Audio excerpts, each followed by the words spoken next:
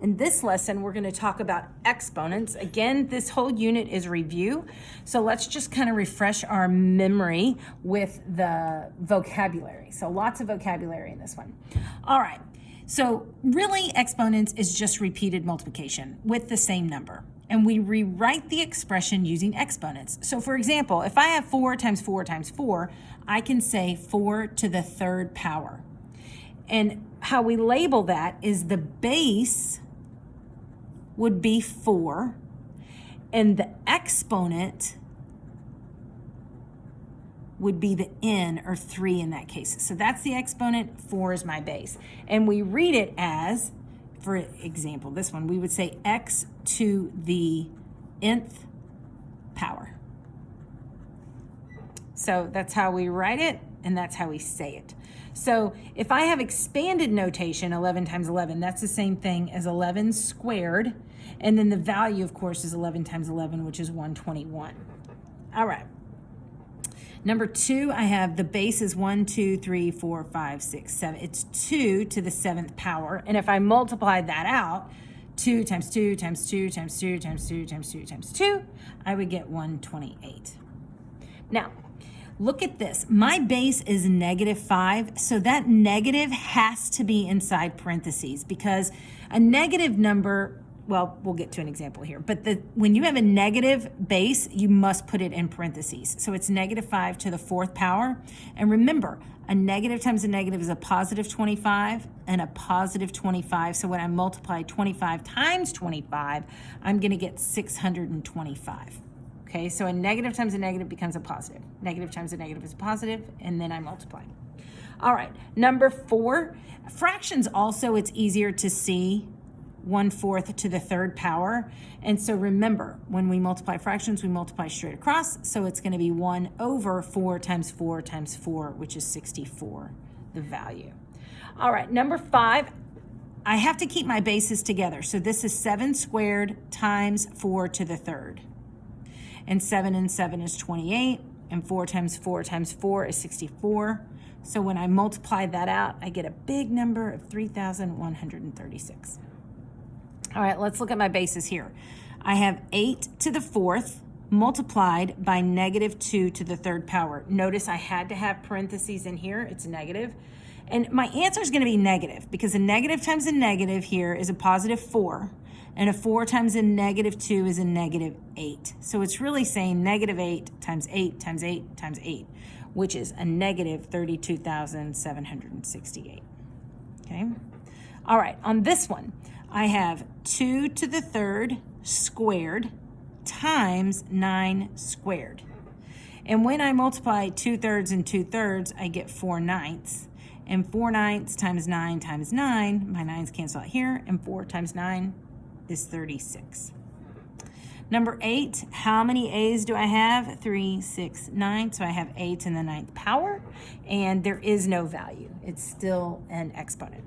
So here I have x, y in parentheses because it's 2 letters, kind of like this negative up here. I have xy to the 5th power, and again, there's no value. On this one, I count them up individually, and I'm going to do it in alphabetical order. So how many R's do I have? I have 1, 2.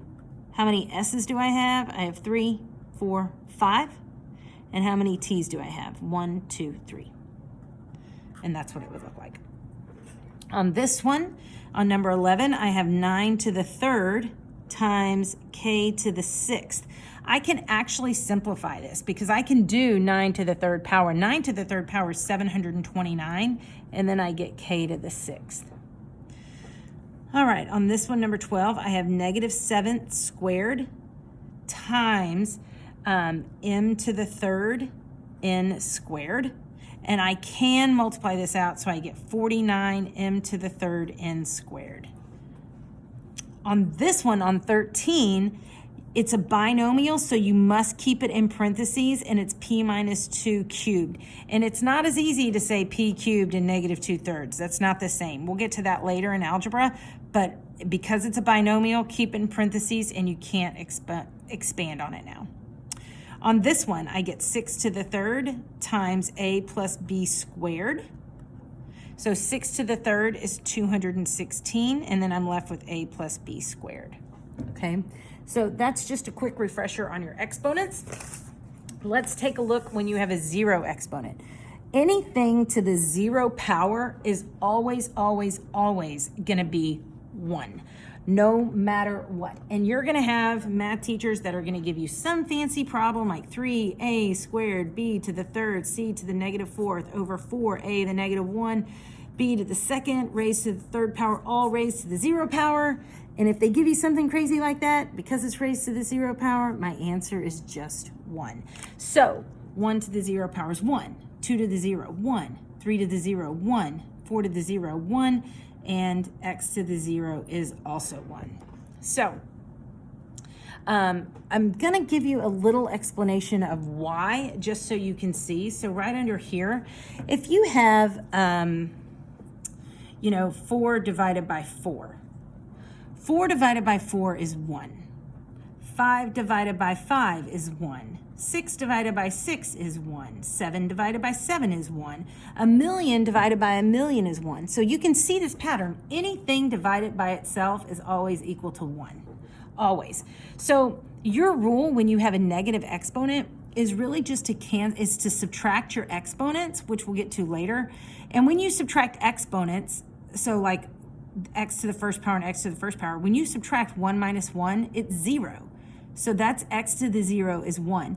If this is the same thing as saying 4 to the first power and 4 to the first power, I keep my same base and I subtract my exponents. 1 minus 1 is 0. That's how you get that 0. So 4 to the 0 power is 1. 1 and 1 is my exponent, so 0. 5 to the 0 power is 1. So that's the reasoning behind it. When we have a negative exponent rule, all we're going to do is if we turn this into a rational number, I put it over 1. So my exponent rule is to flip my reciprocals, and then that exponent goes downstairs and he gets positive. And there is a longer explanation for this more a little bit later when we talk about algebra, but the exponent rule is to flip it, and then when you flip it, he comes downstairs and gets negative. It gets positive. Okay, so if you look at number 15, if I put it over 1, I'm going to flip it, and I get 1 over 5 squared, but I can simplify that to 1 over 25. If you look at number 17, I can put it over 1, and then I flip my reciprocals of 1 over 9 to the first power, and 9 to the first power is just 1 over 9, and that's going to remain my answer. Here, I'm going to put it over 1. I'm going to flip it, and I get 1 over 10 to the third, and of course, I can take it out to 3 zeros, and that's my answer, 1 in 1,000. Okay, look at number 21. I'm putting it all over 1, and then I flip it. I get 1 over 4 to the third, and then 1 over 7 to the first, which is just 7. And if I multiply 4 times 4 times 4 times 7, I get 64 times 7, which is 1 over 448. Here, I have 3 to the fourth.